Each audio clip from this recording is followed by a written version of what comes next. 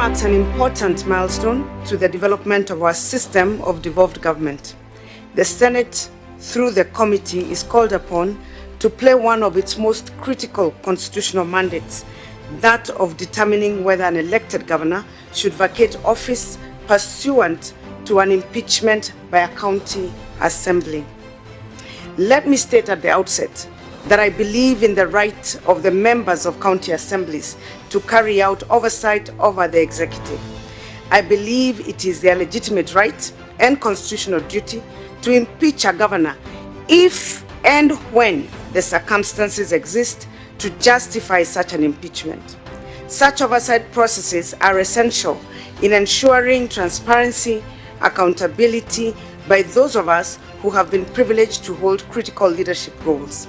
However, it must be recognized that the removal of an elected official is a solemn responsibility, as it overturns the democratic choice of the voters.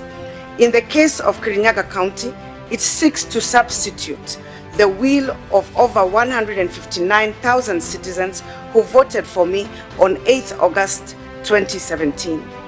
Consequently, such a process must only be carried out in extreme circumstance.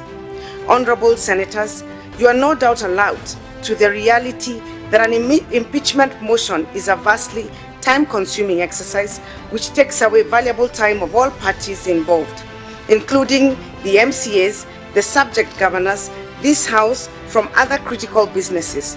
That is not all. It also infects the political environment of a county so severely that very little proceeds in the county when this process is going on. Currently in KIRINYAGA, budgets are not approved. My officers are summoned daily and issued threats that they will be removed from office or otherwise sanctioned. As a matter of fact, in the last 1 month, 2 CECs and 1 CEO and the county secretary have been given a vote of no confidence by the county assembly. Critical state officers, including CECs and members of the County Public Service Board, have not been approved by the assembly, making it difficult to employ staff even for critical health services. Services to the people of KIRINYAGA are affected and will continue to be affected, even when this process is over. Whatever its result, the negative impact of the process will linger. It is also an expensive process for all concerned, with lawyers and other professionals, tons of documents, witnesses, and other attendant costs. It is therefore not surprising that the Constitution and the County Government Act reserves the impeachment solely to circumstances in which gross and serious violation of the Constitution and the law and serious abuses of office are proved to have been committed by the governor. The courts have severally and consistently given decisions affirming the need for those seeking impeachment to obtain a high threshold for misconduct and violations of law before they can successfully remove an elected officer from their position. Impeachment and removal from office was never intended and should never be based on falsities, innuendos, rumors, hearsay, conjecture, and certainly not malice. Honorable Senators, secondly, an impeachment process is required by the law to be procedurally without reproach. It must respect the rules of natural justice, including the right to a fair hearing, and involve the people through public participation processes. That, as my lawyers will show, never occurred in this process. No form of public participation took place. The decision to proceed with impeachment, despite a subsisting court order, was made on Monday. I was purportedly sent an invitation to attend the proceeding on the same Monday to appear the next day. Truth be told, the notice to appear was brought to my office at 10 a.m. on Tuesday, when the motion was being debated. I was not even in the county on the day. By 3 p.m. on the same day, the impeachment proceedings had been completed. It is to avoid this sort of possible malpractice by county assemblies and to protect the integrity of the removal process that the drafters of the Constitution and the County Government Act wisely placed the Senate at the center of the impeachment process of governors. In this process, the Senate is the preeminent organ that ensures that the impeachment process is fact-based, has the requisite threshold, and is procedurally fair. The Senate is also to ensure that an impeachment process is not used to achieve collateral political purposes or push personal agendas. And it is not calculated to scandalize, embarrass, malign, or defame an individual. Unfortunately, what is before you is in every respect false, unfounded, and salacious allegations which have no place in an impeachment motion. Honorable Senators, my lawyers will be taking you through the allegations that formed the basis of my impeachment. Without rehearsing that presentation, I must say that the grounds that form the basis of my impeachment and which this committee is now tasked to superintend are an affront to the very serious process that the Constitution and the law have prescribed for the removal of a governor from office. The grounds contain allegations that are obvious falsities, unfounded, and malicious. They relate to minor administrative issues that would easily have been clarified by a routine inquiry. How can anyone justify summoning an entire county assembly and now the Senate, where the allegation asserting gross violation of the Constitution is failing to deliver a state of the county speech at the county assembly, a requirement that does not even exist in the Constitution, not to mention that I actually did deliver 2 states of addresses in both the years that I have been in office, with one scheduled towards September this year. That will be proven.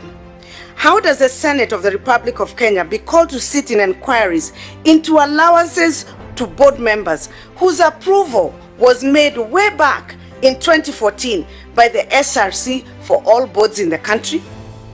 How can this honorable house be called upon to sit in review of tenders which were never appealed by the participating bidders, where there was no allegation of malpractice or non-performance or overpricing, and no single allegation that the governor was conferred any personal benefit or that loss was occasioned in the county? I would like to mention on one specific tender, the 50 million tender. This team will be shocked to know there was no 50 million tender given to Velocity, and that will be proven. There was also no 30 million shilling payment to Velocity, another lie done again for intended purposes of ruining somebody's reputation. That again will be proven by my lawyers. You will be shocked to find the allegations even include the purchase of the governor's vehicle, whose budget was duly approved by the same assembly. The purchase was not from a dealer, but from the manufacturers of the vehicle, Toyota Kenya, that supplies government vehicles under a framework contract negotiated by the Ministry of Public Works. Why would the business of KIRINYAGA County be stopped at the Senate, as the Senate is called upon to interrogate travel imprest? To show the extent of these falsities and the malice, the Assembly knowingly added 3 non-existent entries to the imprest lists amounting to 4.6 million. These monies were never paid to the governor. They have no evidence to show that that money was paid. They were false entries to make and malign the name of the governor. Why else would an assembly do that? In their enthusiasm to prosecute the governor, they even allege I did not travel on trips where the leader of majority, the chief accuser in this process, was present and is photographed with me in the US and in Italy during those 2 trips. There can be no higher abuse of the process of impeachment, and indeed no higher abuse of the power of the assembly than the process before you today. Honorable Senators, the Senate exists to protect devolution. While this must include strengthening the oversight capacity of county assemblies, focus must shift to protecting governors and county executives from the excessive overstepping of the oversight power of the county assemblies. Most governors avoid impeachment and firing of their cabinets only by bending over backwards to cater to the personal demands and whims of MCAs. Budgets are only passed if allocations are aligned to the personal desires of certain individuals. MCAs go as far as to demand to approve payments to contractors before they are made, contrary to the County Government Act. Failure to keep the MCA's wheels sufficiently oiled can earn you an impeachment. Unfortunately, all these prejudices service delivery and development in counties for which the governor is then held responsible. That is our unspoken reality. Unless the Senate deals with this problem with the seriousness that it deserves, not only will anyone worth their name avoid seeking county leadership, devolution will not meet the intentions for which it was established. Honorable Senators, I wish to make one final point on the need to retain the integrity of the county assemblies. In the last 7 years, the Senate has invested significant resources in ensuring that the profile of county assemblies is raised so that they can represent the image of effective government at the grassroots for Kenyans. This is extremely important because the county assembly is the closest representation of Wanjiko in the lowest level of governing. It has been the desire of the Senate and those who believe in strong devolved governments to erase the history of councillors in the old local governments who engaged in fisticuffs and other such unfortunate methods of handling council business and resolving disputes. It was therefore an embarrassment for us to watch my county assembly members sleeping in the assembly for a night prior to the impeachment proceeding and roughing up fellow members just for raising a point of order. This sort of conduct brings county assemblies and indeed the entire devolution system to disrepute and must be discouraged. While we have differences of opinion with MCAs, KIRINYAGA has never been the subject of any actions that would require people to sleep in the county assembly and convert sittings to violent confrontations.